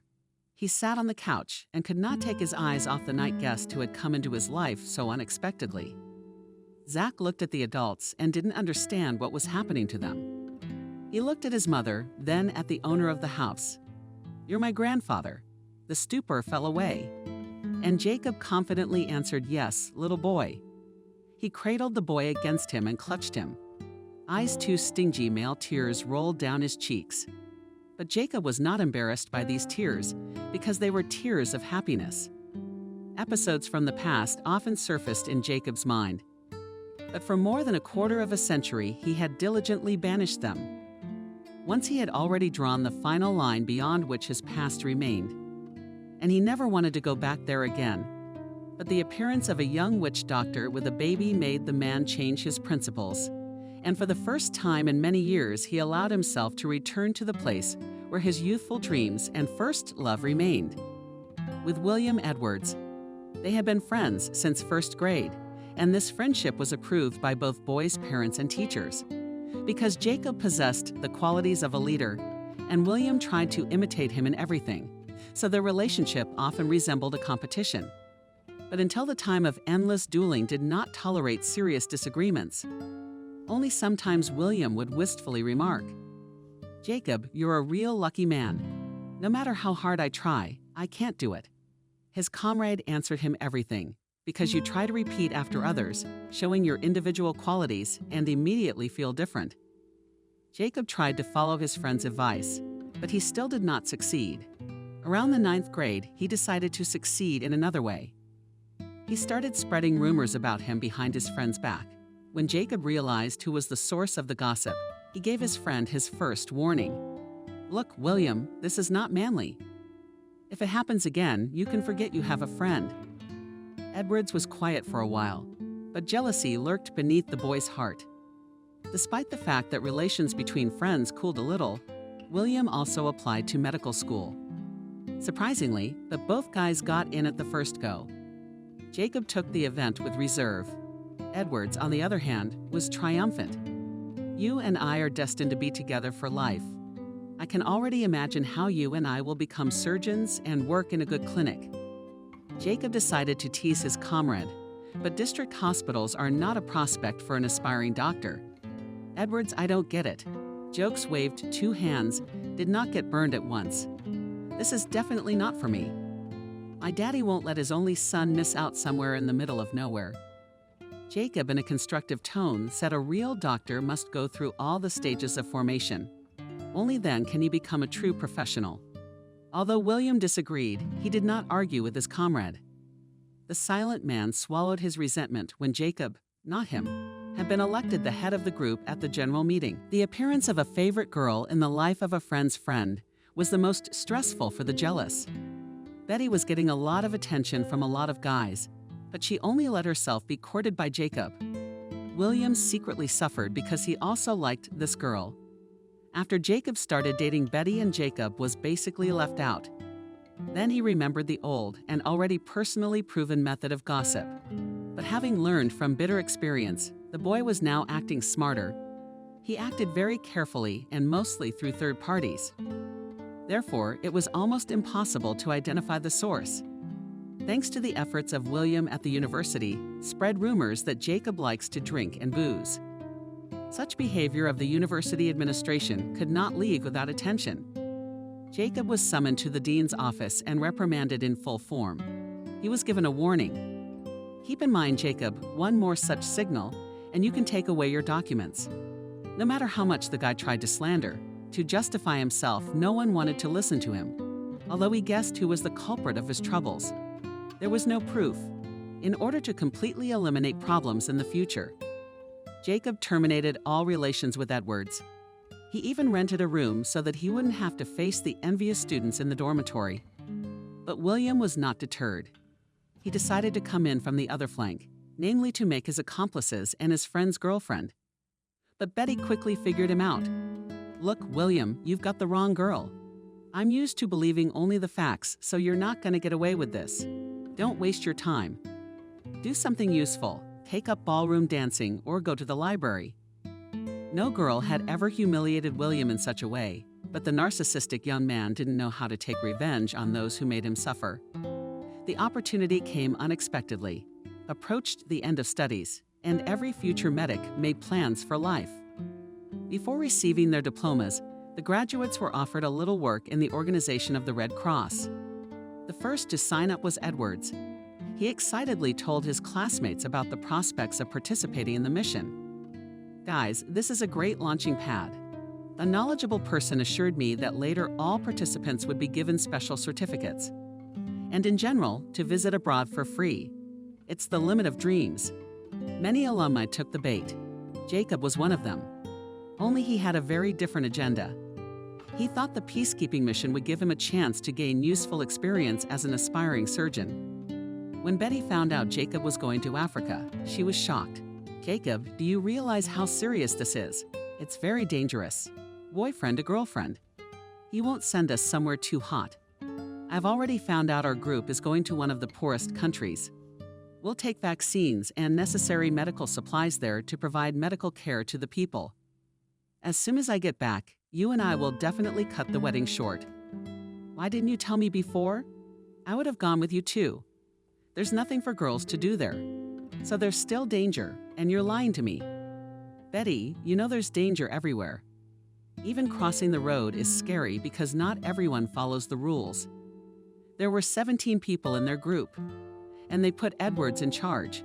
This was William's finest hour.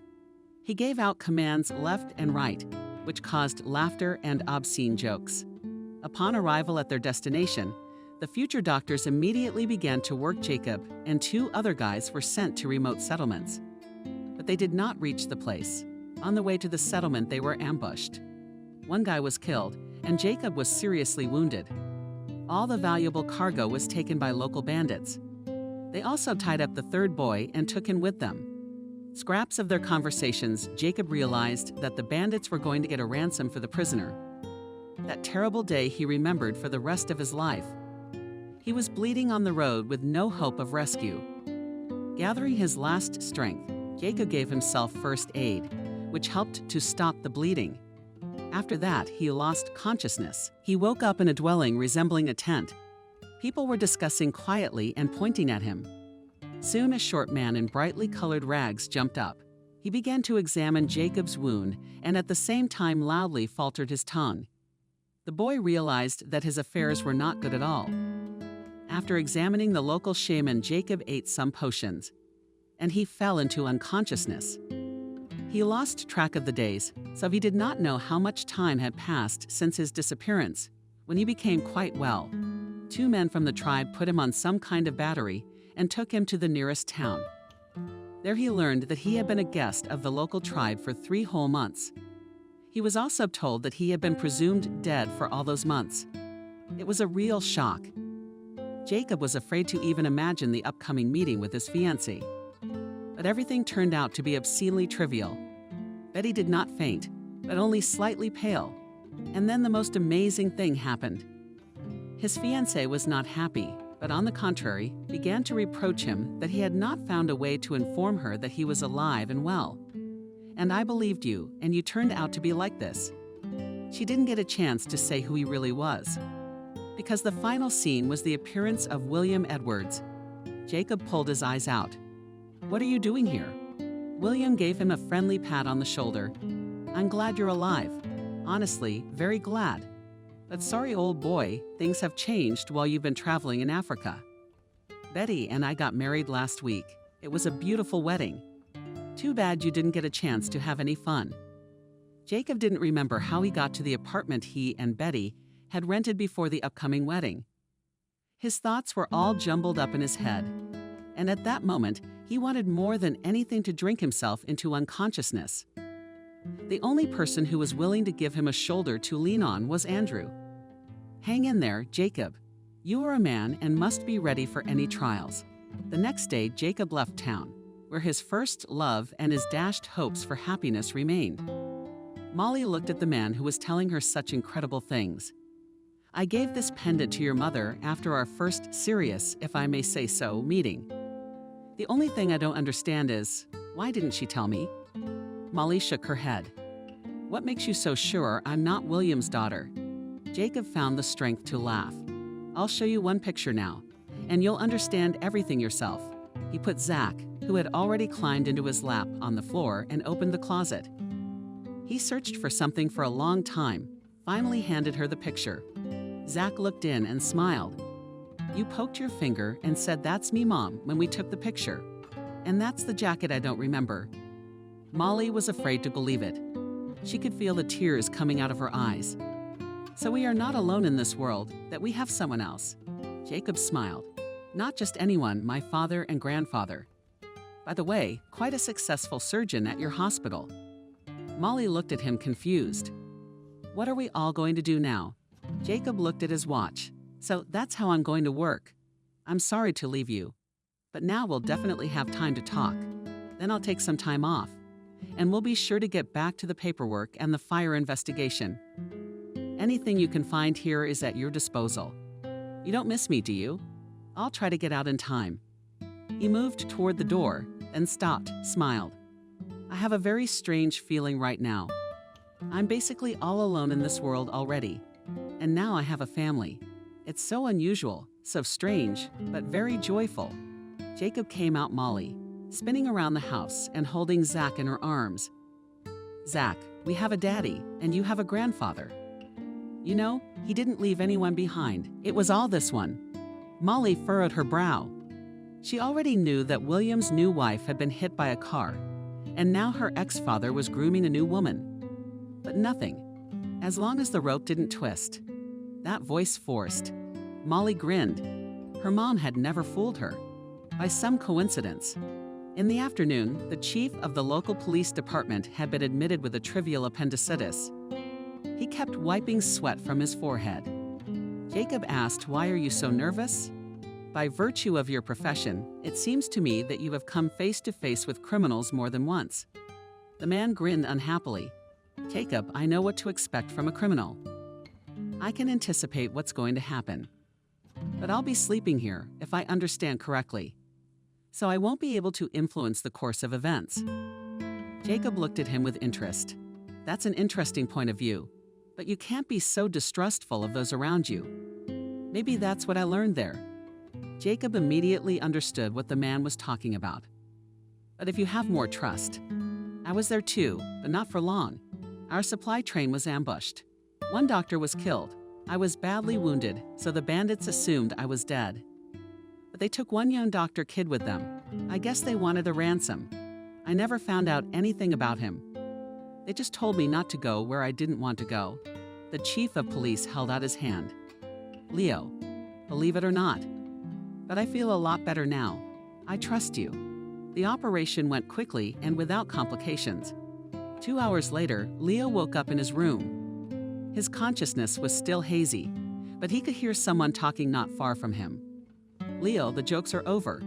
You were saved this time, but the next ones might not make it. Leo's in the room with you now. As soon as he feels better, I'll be sure to ask him to send you for treatment." "What are you talking about? I'm not an alcoholic. I'm a free man." At the same second, there was a slap, and a man's voice said, "Oh, I'm Leo. I'm telling you quite seriously." Leo grinned to himself. Wow, they're already scaring grown men with it.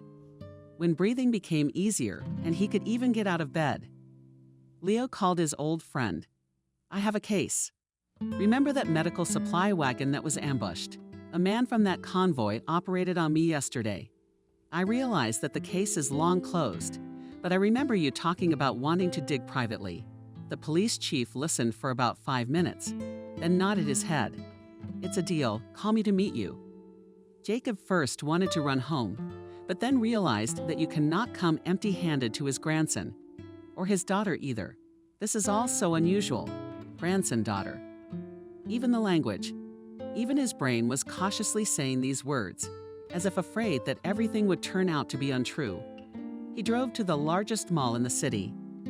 Jacob quietly opened the door of the house. Who knows, maybe Zach is asleep.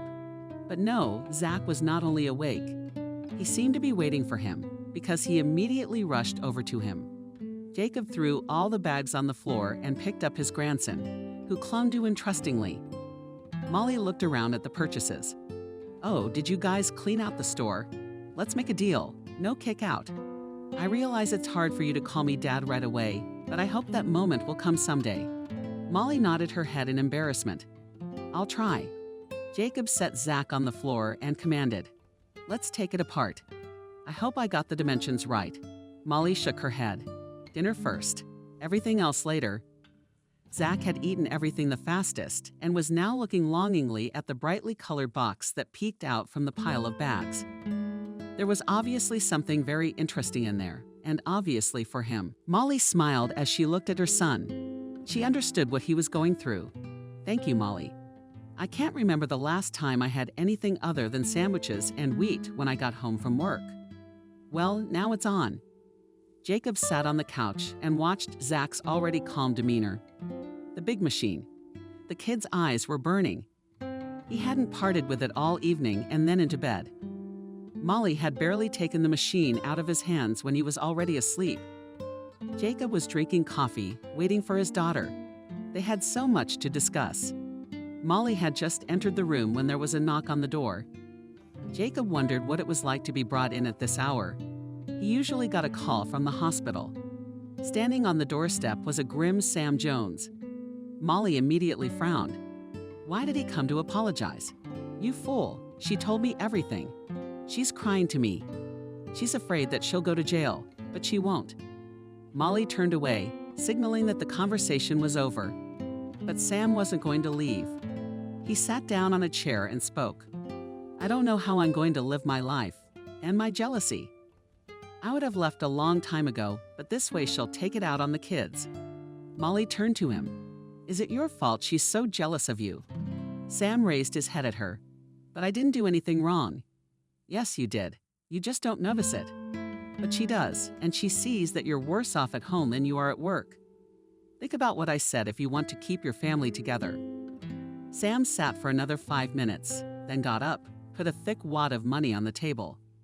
Molly, no offense to you. I realize you can't buy a house with this money, but you're all out of stuff. Sam left, and Jacob looked at his daughter in surprise.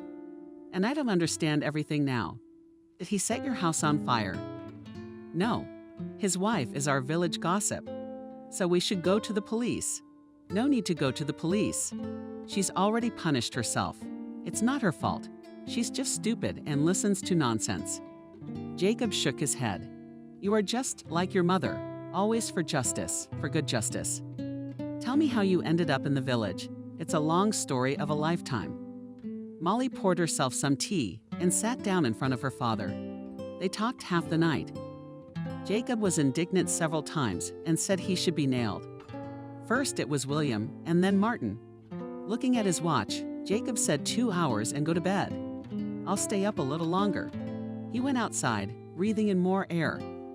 If things hadn't worked out this way then and now things would be different. Leo, having learned what problems Jacob has in the family, immediately said today go to the office. They will take care of your documents. I'll call. Everything will be done quickly, in a week. Molly looked at the new passport with a smile. Well, it's a thing to celebrate. I have to work tomorrow. I'm out of vacation time. Molly began to set the table. But then there was a knock at the door. Yes, come in. On the doorstep stood a strange man a little older than Jacob. There was something about the man's gaze that was so forgotten yet familiar. Good evening. I'm sorry to bother you. I'm a friend of Leo's. I very much like to talk to you, Jacob. Well, come in. No, if you don't mind, let's go for a walk. Your daughter doesn't need to hear our conversation. Jacob looked at Molly confused, but put on his jacket. They got out and walked to the river. The thing is, the guy who was taken prisoner is a very good friend of mine. You know, there were so many investigations, but nobody dug up anything. I'm retired from the force, but now I'm in private practice, and I can afford to get back into the business when Jacob came back. Molly looked at him questioningly. He only said that. It's about our service. And William, he was there too, wasn't he? But to be honest, I was hurt right away. I was treated by a shaman for a long time, so I don't really know anything. And I don't want to. I'm gonna have to go back to those times again. I feel it. The next day, Molly and Zach went to the local store. As luck would have it, Lucy was in the store at the time. Zach, as soon as he saw her, clung to his mother. And Lucy, who was just about to leave, dropped her bag on the floor. Oh, who's come to the store? Not like for food. What about frogs, whose legs and all? She laughed at her own joke. Molly let go of her son's hand and moved in on her. Why do you have so much venom in you? Don't you realize you're poisoning yourself with it? Julia's been spilling all kinds of shit. And now she's going to jail. And if we were asleep, what sin would be on your soul? Lucy retreated fearfully. What are you waiting for? That I didn't do anything. In fact, I can say what I want to say, and who to believe and what to do is everyone's business. Lucy picked up her bag and headed for the door. Molly just said, Are you watching what you say? You're sick with anger and venom." Lucy jumped outside, and already from there her threats and curses were heard. Molly smiled sweetly and turned to the saleswoman. Now Molly felt neither fear nor loneliness. She directly physically felt that she had protection behind her. Her father. The clerk looked at Molly fearfully. Their store was on the outskirts of town. You could say it was the end of the town, so everyone knew each other. She'd heard about Molly, too. That evening, her father said to Molly, "I need to go to my hometown. Would you like to buy something?" Molly thought it would be a good idea to go out. Zach had prepared for the trip extensively. Molly and Jacob almost died laughing. "When you saw the backpack he packed, no, Zach, that's no good. We can't take that much stuff for him. Zach's right behind the sniffles. But I need all this stuff." Jacob sat down in front of him. "Well, then we won't be able to buy you anything, because we'll have nowhere to put it." The boy thought for a moment, then quickly began to free his backpack. At the train station, they were met by the same man who had once come to them. "Jacob, I will say at once that your story helped me a lot. Some facts became a real missing link. Unfortunately, a friend of mine was killed when he was captured and ransomed. He escaped, but he died in the escape. Now we know who it was that set the enemies upon your wagon." Jacob stretched thoughtfully. "So I thought they were waiting for us there for a reason." "No, not for nothing. This is a man you know well." And Jacob stared at the man in surprise. "You are. This is your boyhood friend, William Edwards." "No, it can't be." "Yes, he's not a very nice man, but what would it be?" "There was a lot of money at stake. Jacob, I realize that now the puzzle is finally coming together. And if it was William, then everything was falling into place." An hour later, they were leaving the investigative committee, where Jacob and William had a confrontation. William was crying tears, apologizing to Jacob and Molly. The man caught up with them on the street, handed Molly the keys. "Take these keys to the apartment. Are you still registered there? He won't need them for the next 10 years. They were silent for a while. Then Jacob decisively said, "Let's go to a cafe or a restaurant. We should celebrate." They sat down at a table by the window. Molly smiled because Zach was asking 1,000 questions. Why here? As in a fairy tale. Molly. The young woman flinched, looked up, and saw Martin. Zach immediately felt his mother tense up, pressed himself against her and froze, looking at the stranger. Martin looked at his wife with surprise. Of course, the formerly beloved wife. Strange, had she then exchanged him for this man who was old enough to be her father? And this child, judging by its age, she'd gotten pregnant as soon as she'd run away from him. Martin was still grateful to his mother for being able to open his eyes. True, he hadn't married again yet, despite his mother's best efforts. "Hello, Martin." She wanted to hide so she wouldn't see the traitor's face. She didn't know or understand how she felt about this man, but she knew she didn't want to see him. "How are you doing, Molly?" Martin looked mockingly at Jacob. "I guess that's what happiness is to you." "I am happy, Martin. I hope you're not suffering in your happy life, too." "What kind of hypocrites are you? I believe you were pure, that you love me." Molly raised her eyebrows in surprise. Then she stood up. "You're the one calling me, you hypocrite. You've gone off to have fun. You couldn't even tell me yourself that you were fed up with me and asked your mother to kick me out. And then you call me a hypocrite." Martin even took a step back under Molly's pressure. "Kicked you out where? What are you talking about? You just decided to justify yourself." She turned around and sat back down. Martin wanted to say something else, but Jacob stood in front of him, a young man. "Would you please leave us? My daughter doesn't want to talk to you, and my grandson is afraid of you." Martin cast one last glance at Lisa and quickly moved toward the exit. Now he wanted to get to his mother and ask some questions. Molly was silent for a long time, then raised her eyes to Jacob. "He asked, I take it that this is Zach's father." "Yes, Dad. I've seen his face somewhere, but I can't remember. He's a biochemist. He seems pretty good. Maybe even accomplished something." Jacob slapped himself on the forehead. "That's right. I read his article. I thought he was very knowledgeable." Meanwhile, Martin was carrying everything back to his mother after Molly left him. He came back and moved out on Mom. True, she was adamantly opposed to it, but that didn't bother him much. He'd rather have her bothering him about nothing. But it was unbearable to live with her. Mom.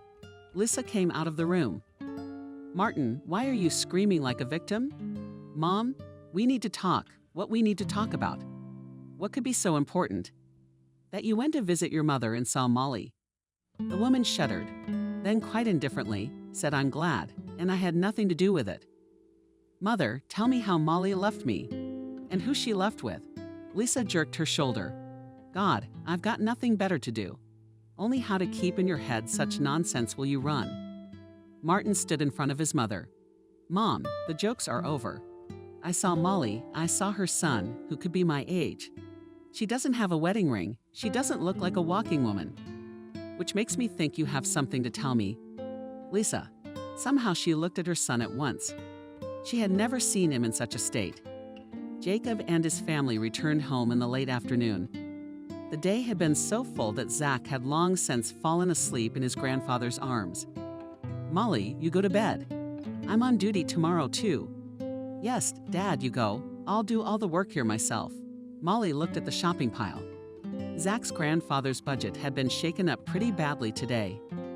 He didn't ask for anything, by the way, just stared with huge eyes at anything. And Grandpa's already running out to buy it.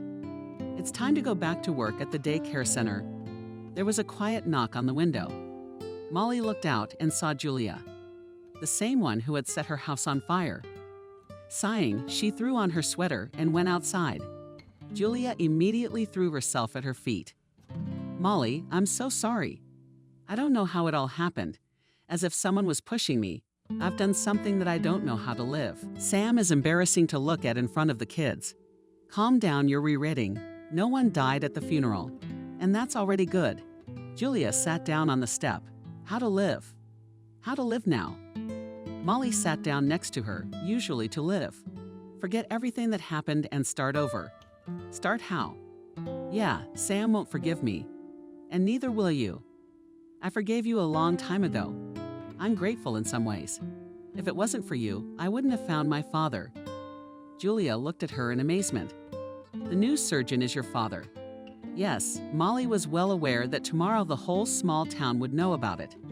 But she decided to go with it. They'd find out sooner or later anyway, so let it be sooner so there would be less gossip. Molly turned around. Sam was standing at the door.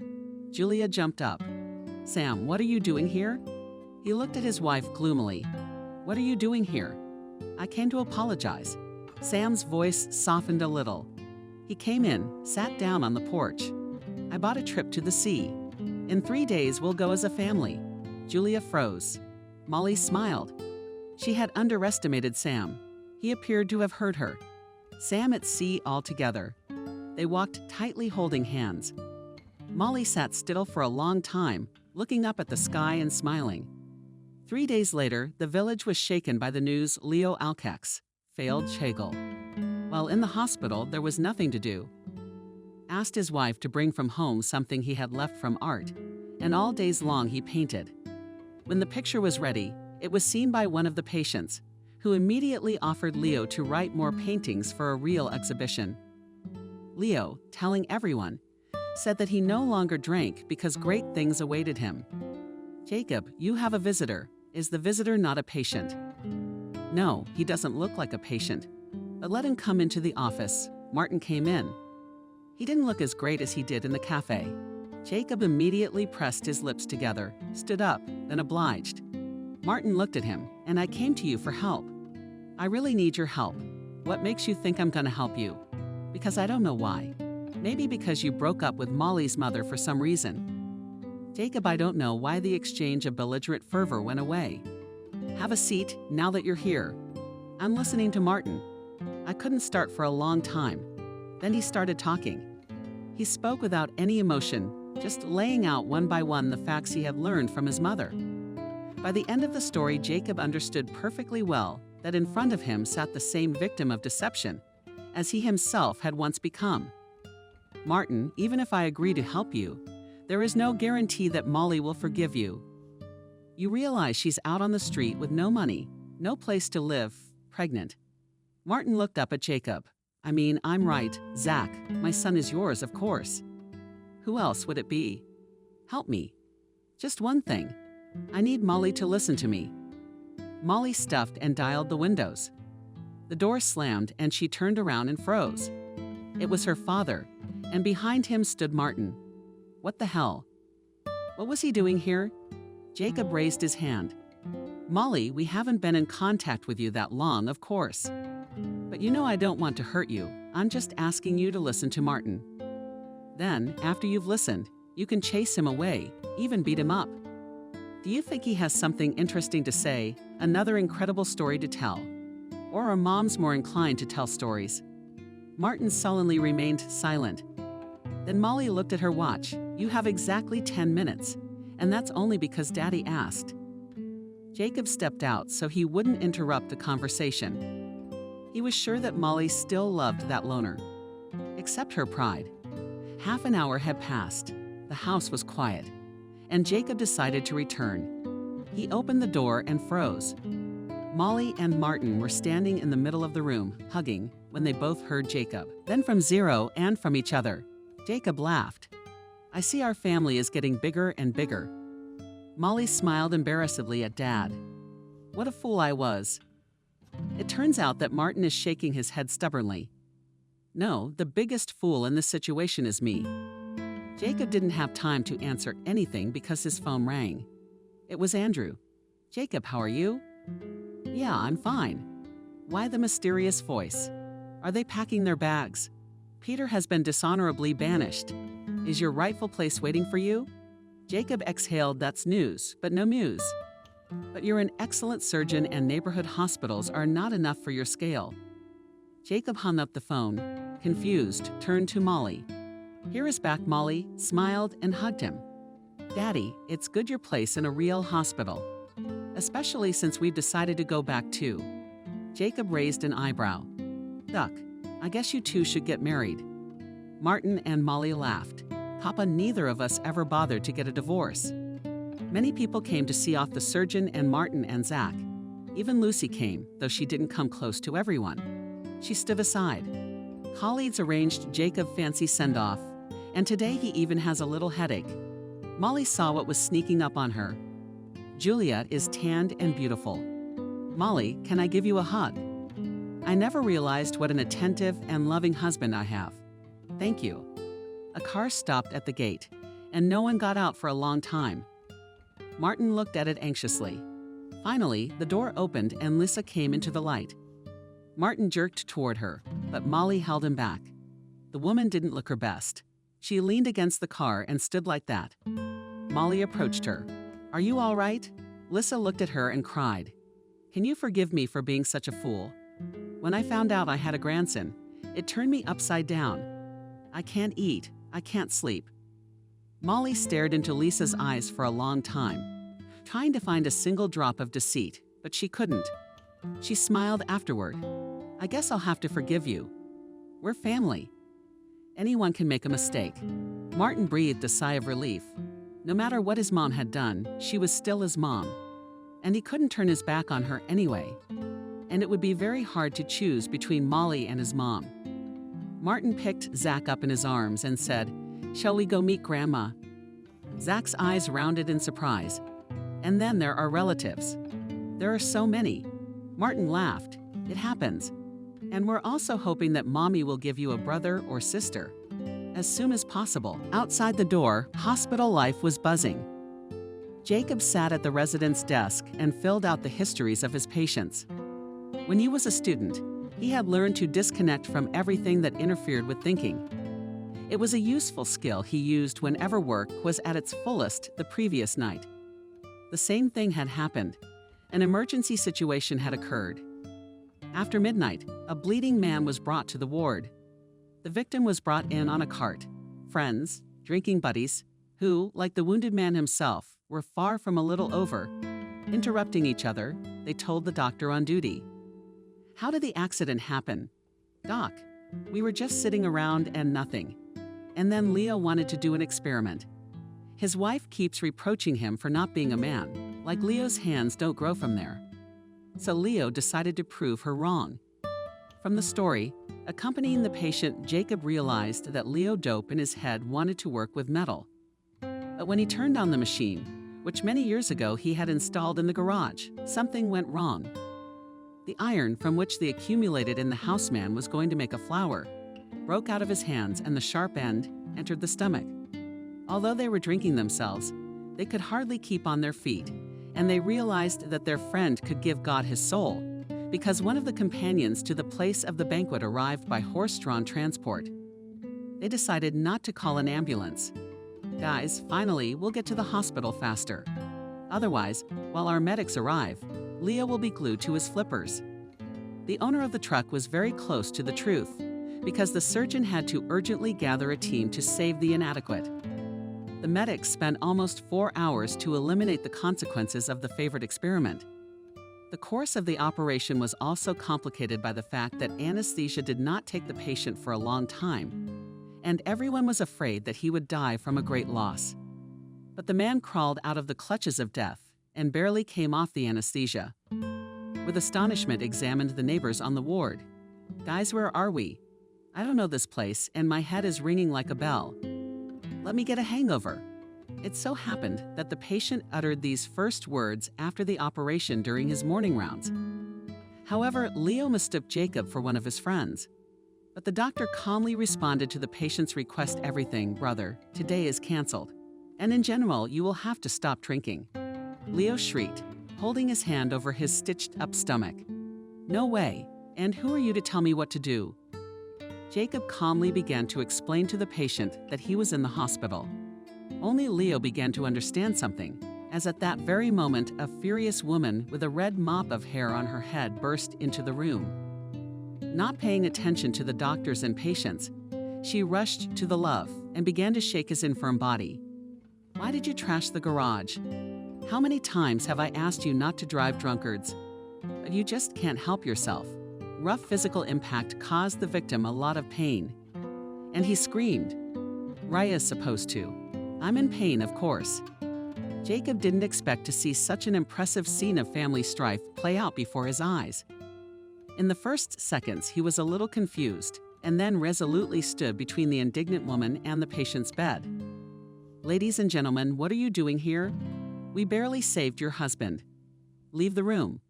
The doctor's actions, especially his decisive tone, had a sobering effect on Emily, although she, unlike her husband, had no inclination to drink hard liquor. The woman folded her arms on, breasts of metal. "I'm sorry I'm not myself. He's poisoned my whole life. I can't stand this outrage anymore." Leo intuitively felt that the situation had changed in his favor, and with a pained expression on his face began to justify himself to Ray's wife. "It's all demons. Remember, I told you that the evil force has been hunting for me for a long time. And yesterday, too, as soon as I drank red wine, they and a few other devils began to persuade me to turn on the machine.